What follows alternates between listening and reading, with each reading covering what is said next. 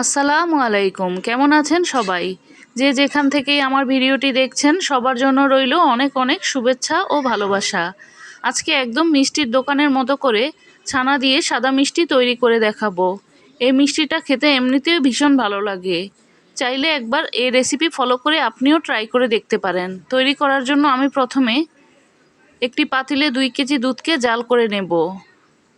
দুধটা জাল হতে হতে আমি এদিকে 4 টেবিল চামচ ভিনেগার, 4 টেবিল চামচ পানি মিশিয়ে নিয়েছি। দুধটা যখন বলক চলে আসবে তখন চুলাটাকে বন্ধ করে দেব। চুলাটা বন্ধ করে দেওয়ার পর দুধটাকে একটু নাড়াচাড়া করে দুধের উপর থেকে ধোঁয়াটাকে সরিয়ে নেব। এখন ভিনেগারটাকে 2 বারে মিশিয়ে নেব। আস্তে আস্তে করে এক পাশ থেকে এরকম করে ছানাটা কাটতে হবে।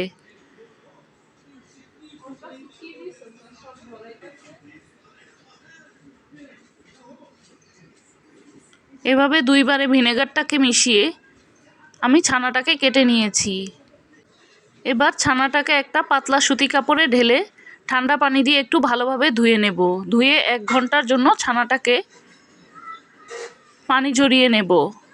1 ঘন্টা পর আমি ছানাটাকে একটি প্লেটে ঢেলে নিয়েছি। এখন ছানার সাথে 2 টেবিল চামচ ময়দা দিয়ে দেব। 1 কেজি দুধের ছানার জন্য 1 টেবিল চামচ ময়দা দিতে হবে। 1 টেবিল চামচ সুজি,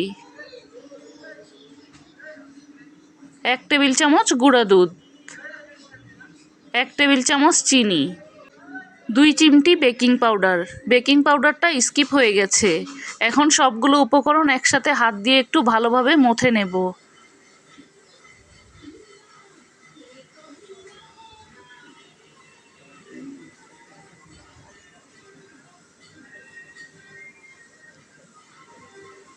ছানাটাকে হাতের তালু দিয়ে এভাবে ঘষে ঘষে আলতো হাতে মথে নিতে হবে।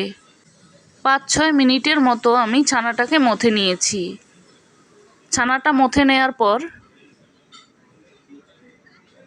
ছোট ছোট করে মিষ্টির বল তৈরি করে নেব। আপনারা আপনাদের পরিমাপ অনুযায়ী ছোট বড় করে নিতে পারেন। আমি একটু ছোট করেই তৈরি করছি। এইভাবে হাতের তালুতে নিয়ে মিষ্টির বলগুলোকে তৈরি করে নিতে হবে, যেন মিষ্টির গায়ে কোনো রকম ক্র্যাক বা ফাটা না থাকে। হাত দিয়ে এইভাবে একটু চেপে চেপে বলগুলোকে তৈরি করে নিতে হবে।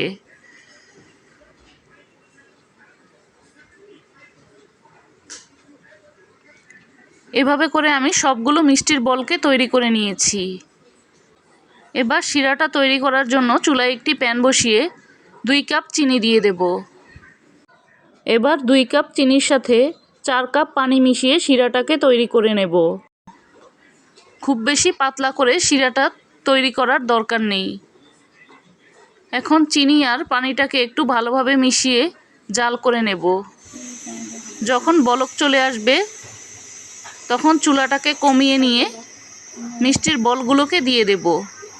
মিষ্টিগুলো দেওয়ার সময় চুলার আঁচটা কিন্তু কমিয়ে রাখতে হবে।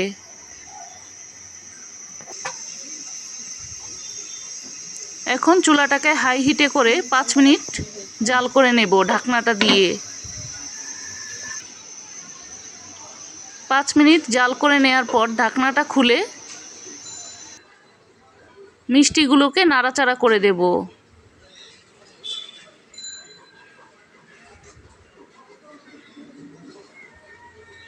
মিষ্টিগুলো নাড়াচাড়া করে দেওয়ার পর আমি এখানে আধা কাপের মতো ফুটানো পানি দিয়ে দেব। এবার ঢাকনা দিয়ে ঢেকে আরও 5 মিনিট জাল করে নেব।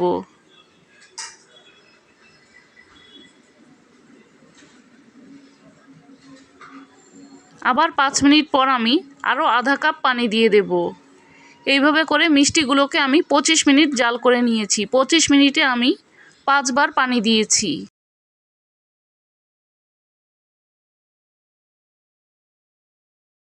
5 মিনিট পর পর এভাবে পানি মিশিয়ে মিশিয়ে মিষ্টিগুলোকে জাল করে নেব।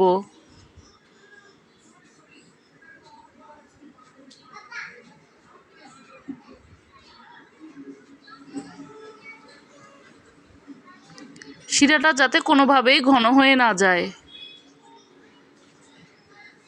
এখন 25 মিনিট পর চুলাটাকে বন্ধ করে দিয়েছি। আমি একটি মিষ্টিকে পানিতে ডুবিয়ে দেখাচ্ছি। মিষ্টিটা কিন্তু নিচে ডুবে গেছে, তার মানে মিষ্টিটা হয়ে গেছে। এবার মিষ্টিগুলোকে ঢাকনা দিয়ে ঢেকে 1 ঘন্টার জন্য রেখে দেব। 1 ঘন্টা পর মিষ্টিগুলোকে আমি প্লেটে তুলে নিয়েছি।